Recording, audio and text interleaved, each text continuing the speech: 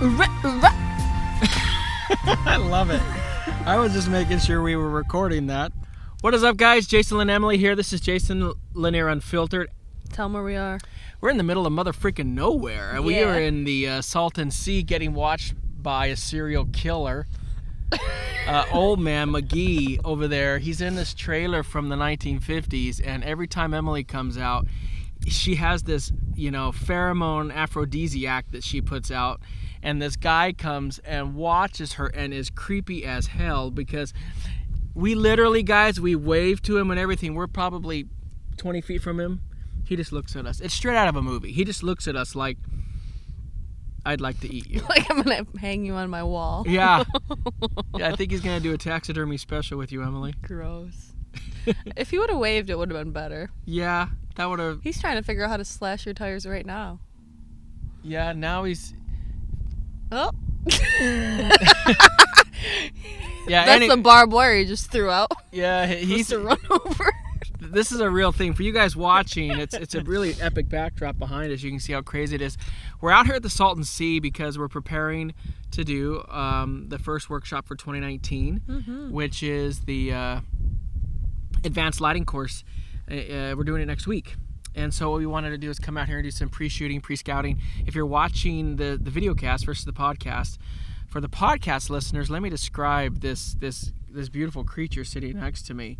She's created this outfit that is just stunning, and Emily never ceases to amaze me. But she created like a seashell.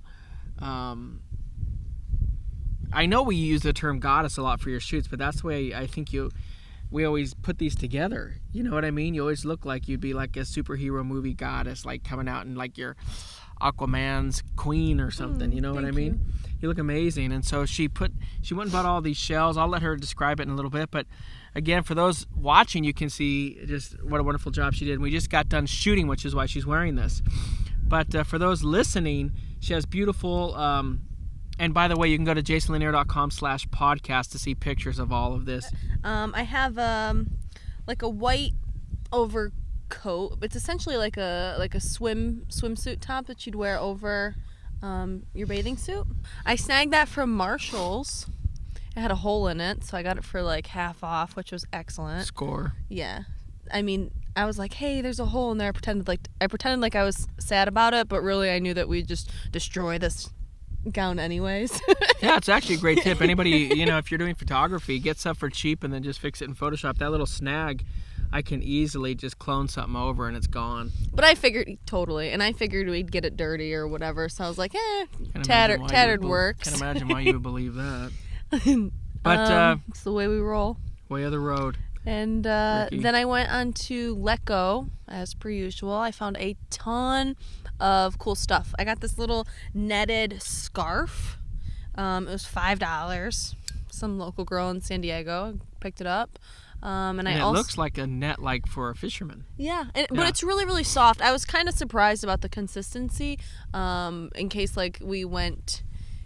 we were going to get wet and go into the water, because it is cotton. It's not like a net. Although it looks like a net, it's not totally. But the material right now, it's good. It's working for us. It's like a soft cotton. I also found a ton of shells on Let Go. I figured it'd be much cheaper than going to Michael's and buying them. So that was cool. I could put some holes in them. And I had sewn them, I tied a ton to the netted scarf, in addition to like fabric that I like cut up and some beads. And then I made this awesome little headpiece. And it's beautiful. So I don't know if you guys remember. It's almost like a seashell crown. And it was, thank you. Yeah. It was the first headpiece really intricate and detailed headpiece I ever attempted to make. I had left over that burlap bag wrap that we used for the Gator Goddess shoot.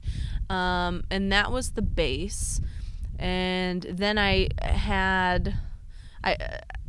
I found these like burlap bag placemats. I don't know why I bought a lot of this burlap bag crap, but they were like placemats, and Maybe I you're cut them attracted to, out. like potato sacks. Yeah, I must like potato sacks.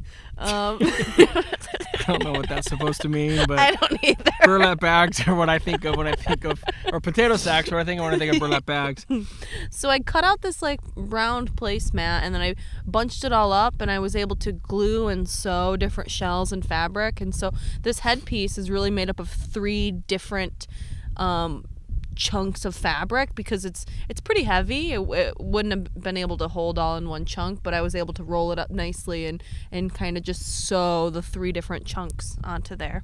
It was really cool, and I'm really happy with it. Yeah, you did an amazing job. Thank you. And one thing I would tell photographers out there, one of the main reasons that we share some of this information is what we want to encourage photographers to do is get out there and be creative. I'll give Emily a budget, and or she'll just go do stuff and then send me a bill.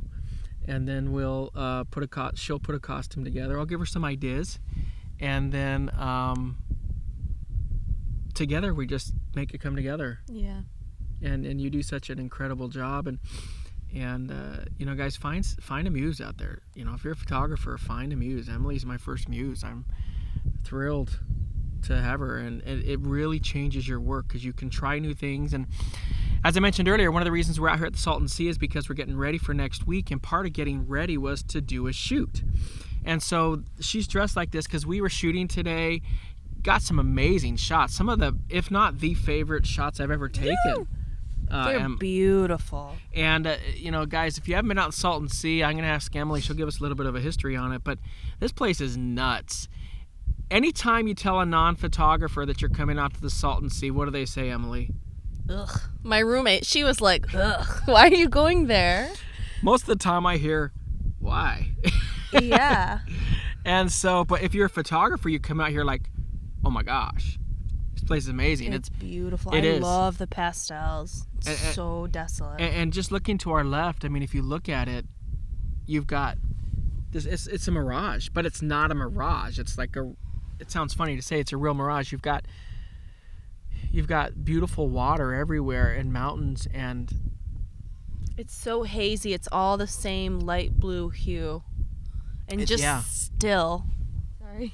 So I did some research this morning and was learning a little bit more about it. And so basically the Salton Sea, it's this valley that is significantly below sea level, and it was made pretty much by accident. So there's a canal from the Colorado River that diverts water to some agricultural area of the Imperial Valley. Mm-hmm. And that overflowed and resulted in the Salton Sea. And it has I guess being like a sea with no outlet or channel, the level of salt is like extremely high. So the toxicity levels are through the roof. This was in like 1905. It was still good. People, it became a big booming resort by like 1920. They added fish. I read they had like the freshwater fish couldn't make it, so they added saltwater fish. Those couldn't make it either. And by like the 80s, the only thing that could make it could be like dinosaurs. Yeah, right. Yeah. And by the 80s, they're like, okay, don't go here, don't swim in it. Yeah. So it's and there's like algae bloom, so it is pretty stinky. There's lots of broken up shells and lots of like dead fish, bones. And that's why I love it. Yeah. It's beautiful. It really is beautiful. My kind of place. Photographer haven. And I've shot out here many times. I can say the shoot we did today is by far my favorite. Oh, by far. You. I'm so happy that you found a perfect spot to use this headpiece. We're thinking somewhere like locally, our kind of local, San Diego, Oceanside, but this is really awesome. Yeah, this takes it up a couple levels for sure. Yeah, well worth it. So we came out here to shoot. We came out here to shoot. I shot a lot of different lenses today. 135-1.8, 85-1.4 G Master, 135-1.8 Sony A mount with the LE-A4 adapter, all on the A7R3, shot with a 35. It's so cute. Emily always smiles when I start speaking real techy stuff. She loves it. The minute I start talking like this glass, I can see her face. She starts to smile more and more and more. She loves it. Anyway, but we shot with that. All natural light today. Yeah. All natural light. And I was like, ugh. He's like, do you know who you're talking to? I'm like, fine. I'm like, but please. He's like, just let's do it natural. that was funny. Yeah, you did. You gave me some grief, and you're I'm like, come on. come on.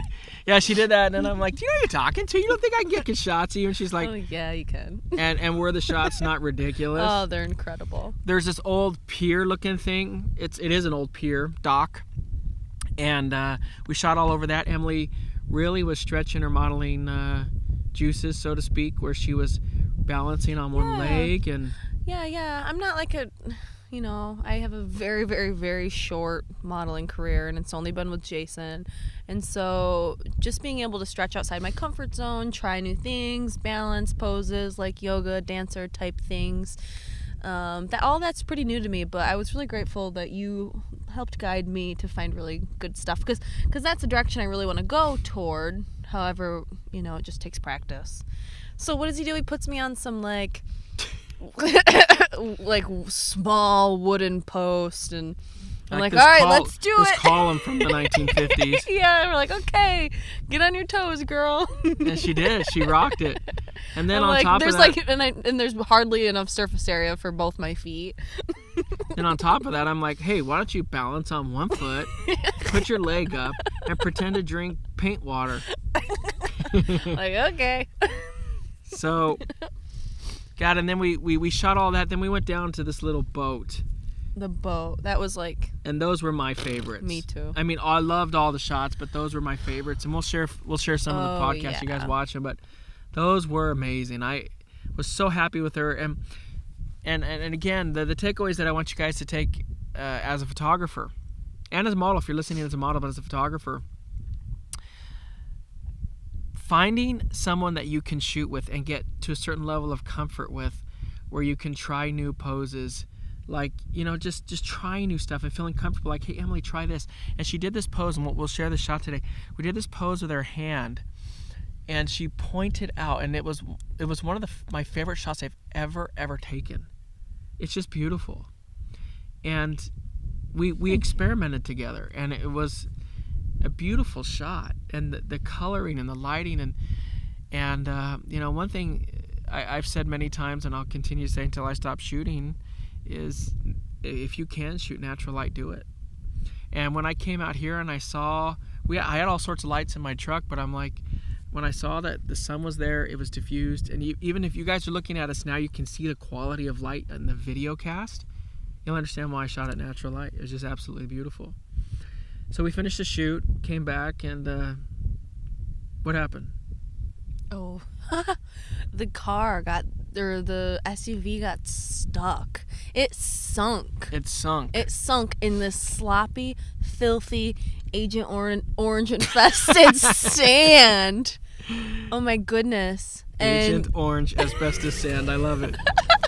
And we're like, okay, we try a few different things, like putting it in reverse, drive, trying to rock it out.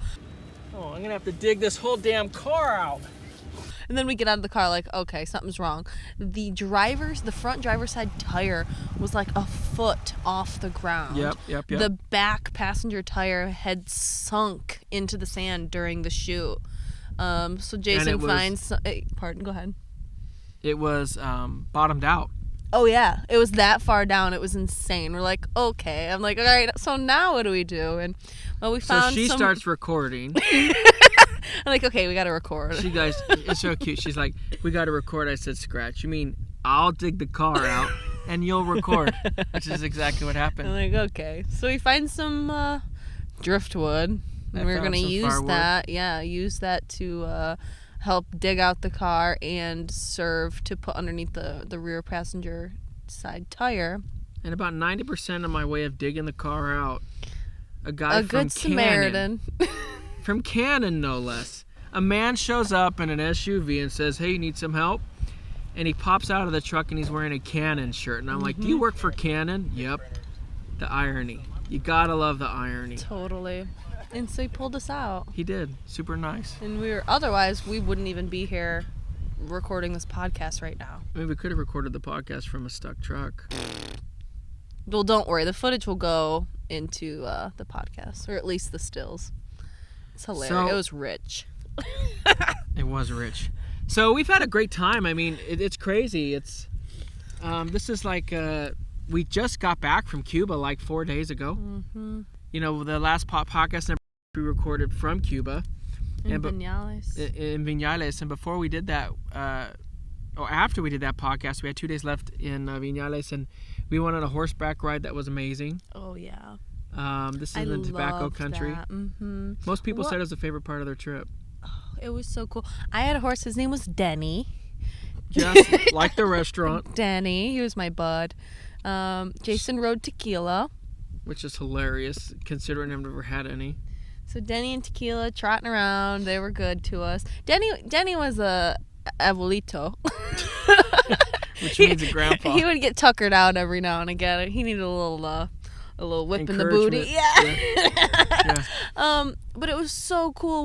We went throughout this beautiful farm that housed tobacco fields. There was sugarcane there, mangoes, guava to make rum, and even coffee. Yeah. It was pretty an intense. amazing farm. And we went there, and everybody that wanted to was able to partake in some of the tobacco. Yeah, we got to see how a cigar was rolled and processed. It was really cool, just even from the leaf. Like, they ripped out this one part that had too much nicotine, and they threw it in this pile, and, then used other parts of the leaf, and it was just so cool to see that process. We obviously couldn't smoke the one that was just rolled because it needed to be dried, but once they were dried, they got some out for us, and they dipped it in honey, and then you, put the end with honey in your mouth if you wanted to partake. And the guy wanted my shirt. Yeah, he did. He kept asking me, hey, can I have your shirt? And I'm like, no, I love your shirt. And I'm like, I kind of like it too. I'd prefer not to ride out shirtless. Yeah, right? So anyway, we got shooting. We did an epic shoot. And then Miss Emily. Impromptu, too, nonetheless. Yeah, it's very impromptu. Miss Emily just rocks this freaking cigar. And the wildest part is Jason shot a little bit more narrow. F5, baby. Yeah, it was F5. Yeah. Tobacco fields behind us. Lighting was superb. Again, it was natural light. And I was leaning against a Dryhouse. Yep, a Dryhouse. We did it with two different ways. We did it with a diffuser, and we did it with natural light. Mm-hmm. Shot this smoke coming out of Emily's mouth, and she would take it, but not in. Correct me if I'm mistaken, but you wouldn't inhale it. You would just let or exhale it. You would just let it, just both waft out of too. your mouth. I wouldn't inhale or exhale. Like when I say yes, I'm sucking it in and holding it in my mouth, but I would just hold it in my mouth, and Not then it would into the just lungs. roll out. Yeah, I mean, obviously some's gonna get into your lungs, but for the most part, I just kind of would let it pool in my mouth and would just open it, and the wind would let it roll out. If I were to use any force, inhaling it, it's not good. But the smoke becomes absorbed inside you, and it's not as thick as it was, thick and soft coming out. The other thing, and for people listening, we posted a shot, and someone on Instagram was like, I can't believe you're condoning cigar smoking. And I'm like, guys, we're adults. If it's legal and you want to do it, mother freaking do it.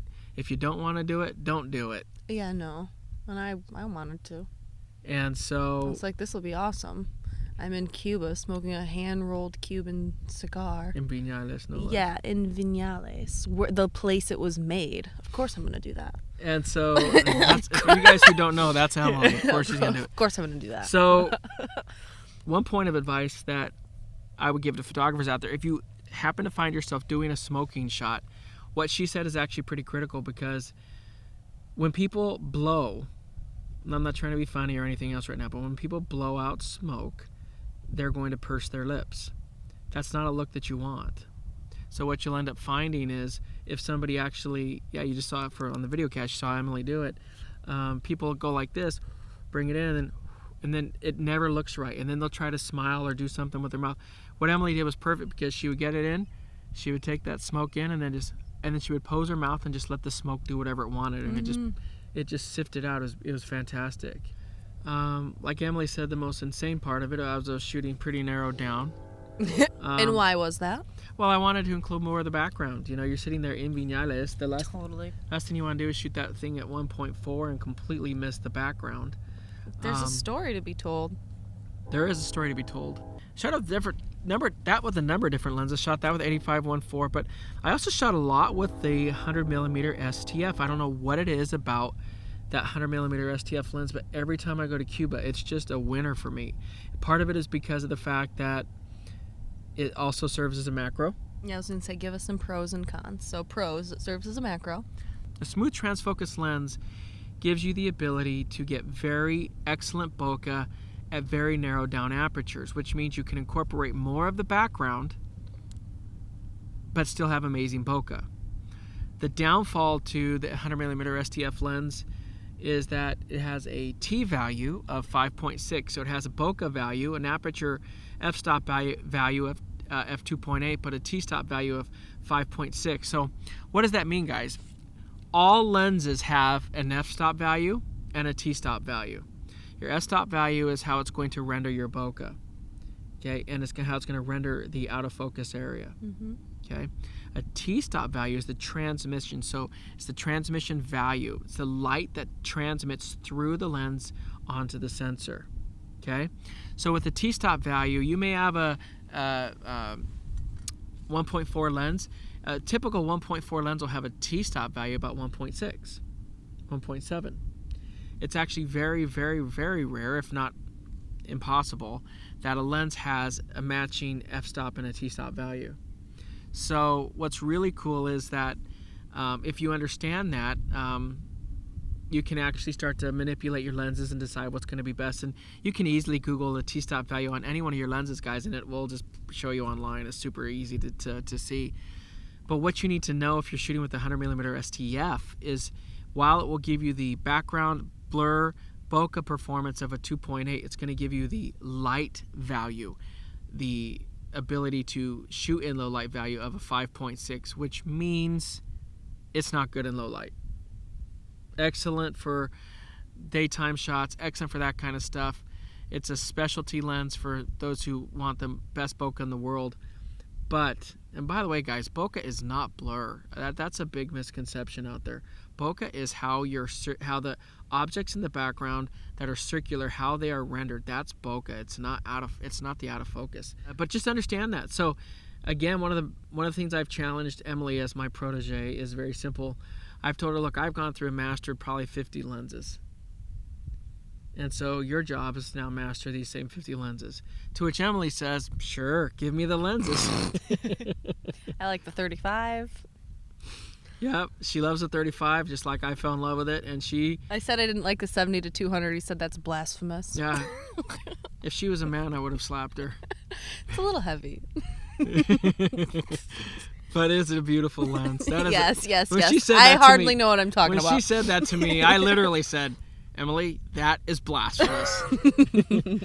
But yeah, so the good news for her is because I've given her that challenge, then she has the right to say, well, I'm just going to raid your lens box, and she does. But Dibs. But yeah. I typically go for the 11 to 24 Canon. Yeah. She's been going home with the 12 to 24 Sony, and she keeps asking me for that Sony, or for the Canon lens. But no, great time. We left Vinales and then went back to Havana for one night. Mm-hmm. The group wanted to do one more shoot. It wasn't on the schedule, but I wanted to. They're like, hey, we know it's not on the schedule. It's supposed to be a free night. And Emily and I are like, hey, we'll screw the free night and we'll do a shoot. Yeah, they wanted an epic car shoot. So we were walking on the way to the Feria, which is the area where they do... like a market. It's the biggest marketplace for tourists, I mean, to be honest. Mm-hmm. And we went down there, and on the way there, I heard music, and I look inside, and I see a garage. You're like, whoa. And everyone looks at me, and I'm like, watch this. We're going in. And I walk right in there, and I said, hey, man, this is awesome. We go in there. It's this old freaking a garage out of the 1900s. Just completely what you would imagine, and we're going to share some pics in this, but there's this 1951 Chevy in there, and it was pink, and it was beautiful, and there was a tire off it there, working on the tire, working on the brakes. just total greasy area. And I walk up to the guy and I'm like, dude, I love your garage. It's about 3 o'clock in the afternoon.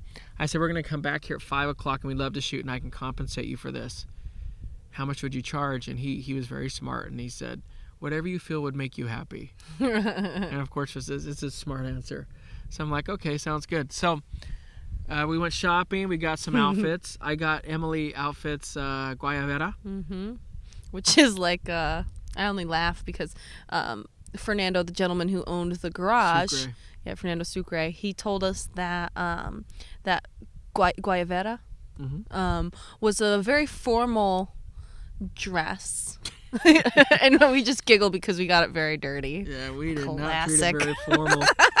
And he's like, do you know what you're wearing? This is like a really, really nice formal dress. Sure.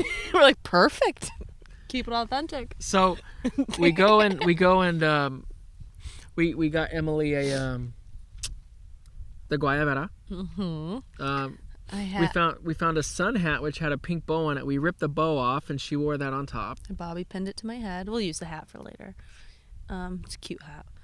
Some jewelry. Necklace, earrings. Yep, bracelet. We wanted everything from that marketplace. We wanted it to be an authentic experience. And she had pink heels. Anything And I else? had some. I was looking for. So a lot of the women in Cuba wear these really, really pretty and I guess like eccentric stockings. And I was looking. Yeah. I was looking for those. They didn't sell them at the market, but I had a pair of my own. They worked. It would have been really nice to find some that they wear. They're so beautiful. Yeah, it worked. They're like fishnets with really pretty designs in them, like roses and all different cool stuff. Yeah, it worked out awesome. And so we went and shot and just tore it up. Yeah, first thing Jason did, so there's like a light shining down on the car, like a large garage light. Of course, it's this like ugly orange hue. Jason gets a ladder, crawls on up there, takes out the bulb, and tapes in a Neo 2. A rhodolite, yeah. It was genius. Because I didn't like the tone that it was putting out. And I wanted the shot of... I didn't want that light to be dead. Because we needed that light as part of our ambience in the pictures. And so I used some gaffer's tape that our videographer Andrew had. Taped the rhodolite Neo 2 in there on a ladder that was built for Moses. And seriously, guys, I mean, we had like 5 people holding it to make sure I didn't fall. Emily's singing "Stand By Me" next to me, hoping that I don't die. And only because she still has to master those 50 lenses. Regardless, throughout the shoot in the garage, Jason really emphasized doing like a 180, 360 around the car to find the best angle, or to see what angles you really like, because it's so easy to get it so absorbed in just the straight on front shot of the car that it'd probably be easy to lose sight of everything awesome that's going around it. Yeah, I'm glad you brought that up. I told that to the attendees too when we first got there. They were fixated with the car, and so the first thing I did was, even before setting up all the lights, I went and I shot Emily on all 4 sides of the car, shot you inside the car, and then I shot you in the mechanics area where the tub and all that utility closet was. Yep. Because, why are you laughing? Because I was going to say all the filth. Because there was like a ton of oil and stuff that we and this got a little dirty. This chick is such and a trooper. I asked for it. She's pouring, Fidel Castro's Cuban oil on her from the 1950s. For reals. And, it turned out really well, but... And I couldn't get it on me fast enough. I was so ready to get dirty. And a key thing, he was like, no, clean to dirty. So you have to get all your clean shots first. My stockings weren't ripped yet. But I was kind of like, can I rip them yet? Can I rip them yet? Can I get dirty now? So, and then last but not least, she freaking, at my direction, but she crawls under the car and she comes crawling out like this mechanic goddess. And I think all the guys in the garage... Mechanic grudge. all the guys in the garage, the Cubans, they almost had a heart attack. They'd never seen a woman under the car doing that. No, we've had an amazing time. Cuba was amazing, and we can't wait to go back. We're doing more travel excursions. We're going to be doing some. We're going to be doing one in Africa. Pimp in July. those workshops. Pimp those workshops. Pimp. No, but for reals, listen. But we're going to be going to. We have some exciting news too. We're going to be doing some shoots for some of our sponsors around the world.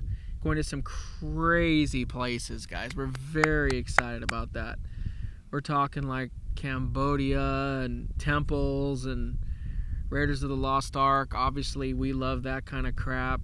Yeah. And we have some really fun stuff coming up that we're excited to share with all of you. So stay tuned for that. JasonLanier.com/2019 and or JasonLanier.com/register. All right. Really quickly, YouTube comments. This is from the 300 video. Chris Lang said, "How are you getting your strobes to fire so fast? My 600 Explorer takes around 1 second to cycle." Chris Lang, here's your answer. Thank you. Thanks for I was waiting for you to laugh. Thanks for setting that up for me.